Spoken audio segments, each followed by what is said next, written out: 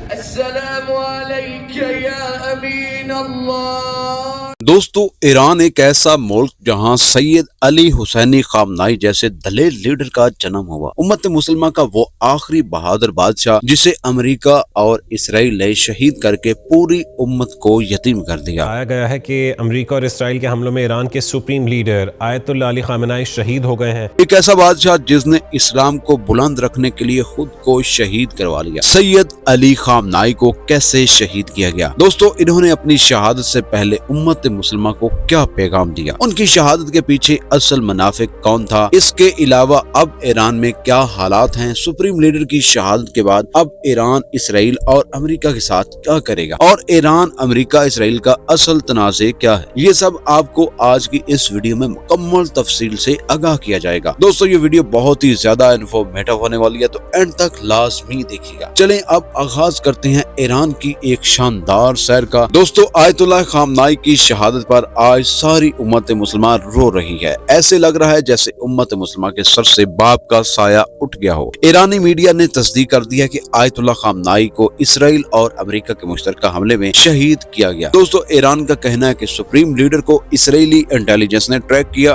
اور exact location معلوم کر کے ان کے کمپاؤنڈ پر حملہ کر کے ان کو شہید کیا گیا۔ اس حملے میں نہ صرف آیت اللہ خامنائی شہید ہوئے بلکہ ایرانی آفیشلز کا کہنا ہے کہ اس میں اور بھی بہت سی حکومتی لوگوں نے جامع شہادت نوش کیا۔ دوستو، ایران نے فی الحال علی خامنائی کی شہادت کے لیے 40 روز کا اظہار سوگ کا فیصلہ کیا۔ یقیناً ایسے لیڈر کا قتل پوری دنیا کے مسلمانوں کی بقا کی کمزوری کی علامت بن کر سامنے آیا ہے۔ اب بات کریں گے جوابی کارروائی کی، تو سننے میں آ رہا ہے کہ سپریم لیڈر کی شہادت کے بعد ان کے بیٹے مجتبی خامنائی کو نیا سپریم لیڈر منتخب کر لیا گیا ہے، اور اب ایران مکمل زور سے اسرائیل اور امریکہ پر بڑے لیول پر حملے کر رہا ہے۔ تل ابیب اور یروشلم میں بہت سے یہودی جہنم واصل ہو چکے ہیں۔ ایرانی آرمی کا کہنا ہے کہ آیت اللہ خامنائی کے قتل کا بدلہ ملعون نیتن یاہو کی جان لے کر کیا جائے گا۔ بہرحال اس وقت مشرق وسطیٰ کی صورتحال انتہائی تشویشناک حالات کی طرف پلٹ چکی ہے اور ہزاروں لوگ دونوں اطراف سے مر رہے ہیں، ہزاروں زخمی ہو رہے ہیں۔ تہران میں کافی پبلک پلیسز پر اسرائیل اور امریکہ کی جانب سے حملے کیے جا چکے ہیں، جس کے نتیجے میں بہت سے معصوم بچے اور دوسرے لوگ شہید ہو چکے ہیں، جبکہ دوسری طرف پاکستان جو خود اس وقت افغانستان کے ساتھ جنگی حالات میں ہے۔ پاکستان میں بلاول بھٹو زرداری کا آیت اللہ خامنائی کے قتل پر پوری قوم اور ایرانی لوگوں کے لیے یکجہتی کا اظہار ہے، مگر عوام پر امن احتجاج کرے اور ملک پاکستان کی سالمیت کو نقصان نہ پہنچائے۔ اس کے باوجود پاکستان میں امریکی سفارتخانوں کو کافی حد تک نقصان پہنچایا جا چکا ہے، اور نتیجے میں اب تک پولیس نے کافی احتجاج کرنے والوں کو حکومت کے آرڈر کے مطابق گولیاں چلا کر مارا ہے۔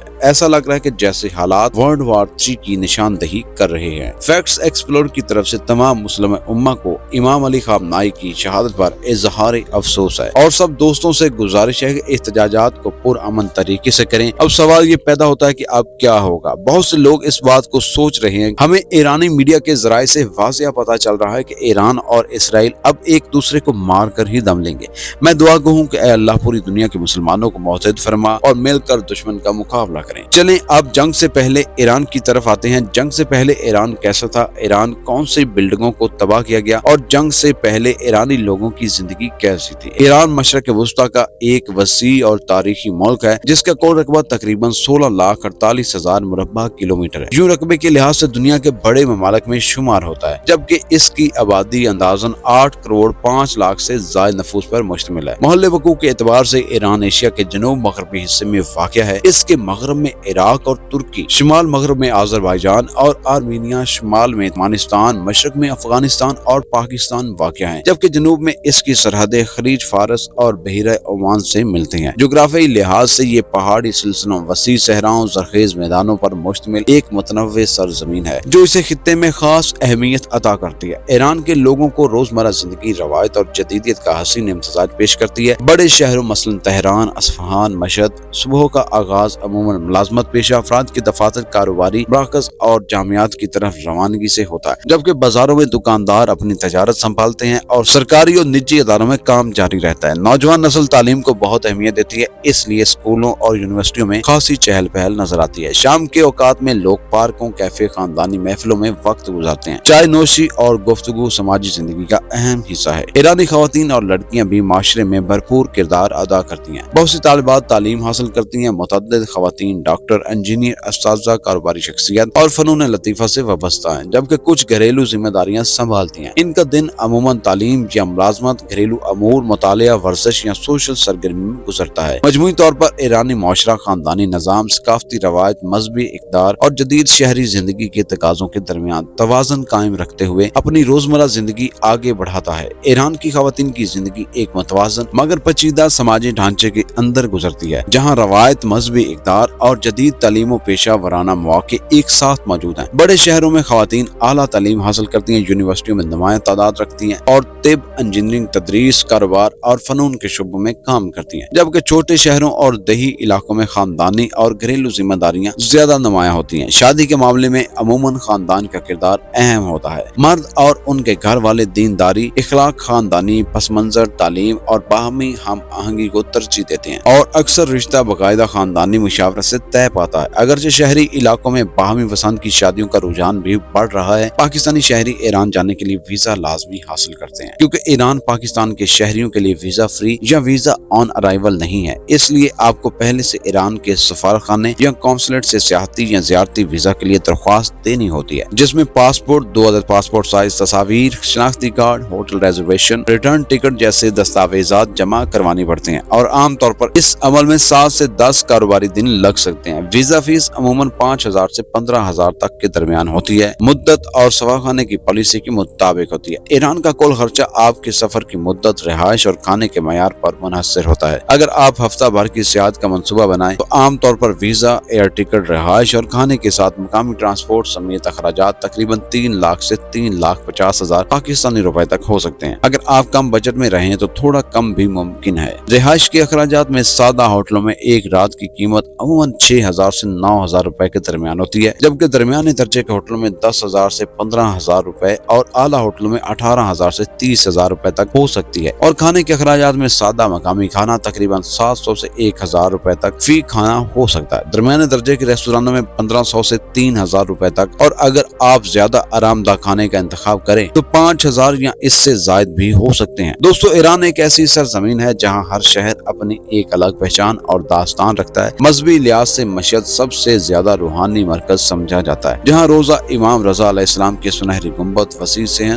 دن رات زائرین سے آباد رہتے ہیں۔ پورا شہر عبادت، عقیدت، خدمت، زائرین کے ماحول میں ڈوبا دکھائی دیتا ہے، جبکہ قومی دینی مدارس، علمی حلقوں اور حضرت فاطمہ معصومہ کے مزار کی وجہ سے علمی و مذہبی اہمیت کا حامل ہے۔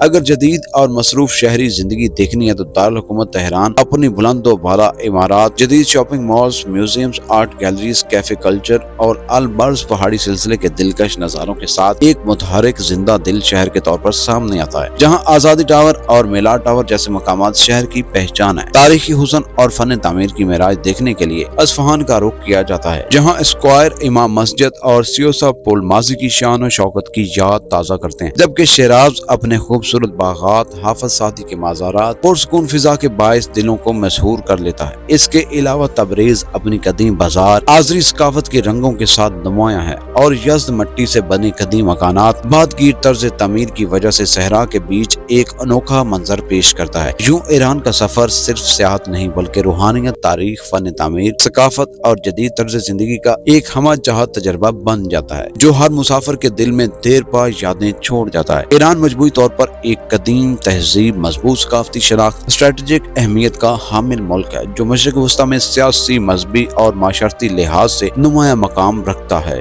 یہ وہ سرزمین ہے جہاں ہزاروں سال پرانی فارسی تاریخ، اسلامی ورثہ، فن تعمیر، شاعری اور فلسفہ آج بھی زندہ نظر آتے ہیں، جبکہ جدید شہروں کی ترقی، تعلیمی اداروں کی سرگرمیاں اور سائنسی پیش رفت اسے عصر حاضر سے جوڑے رکھتے ہیں۔ ایران ایک ایسا ملک ہے جہاں روحانیت اور روایت اپنی جڑوں سے مضبوط ہے، مگر ساتھ ہی شہری زندگی، ٹیکنالوجی، نوجوان نسل کے خواب مستقبل کی طرف بڑھتے دکھائی دیتے ہیں۔ یوں یہ تضادات اور ہم آہنگیوں کا ایک مجموعہ ایک منفرد قومی شناخت تشکیل دیتا ہے، جو اسے خطے میں خاص بناتی ہے۔ دوستو، یہ تھی بے حد خوبصورت مسلمانوں کے ملک ایران کی سیر پر بنی ایک ڈاکومنٹری ویڈیو۔ امید کرتا ہوں کہ آپ سب دوستوں کو یہ پسند آئی ہوگی۔ اسی طرح کی مزید انفارمیٹو ویڈیوز کو دیکھنے کے لیے ہمارے اس چینل کو فالو ضرور کیجیے گا۔ تب تک کے لیے اجازت دیجیے، اللہ نگہبان۔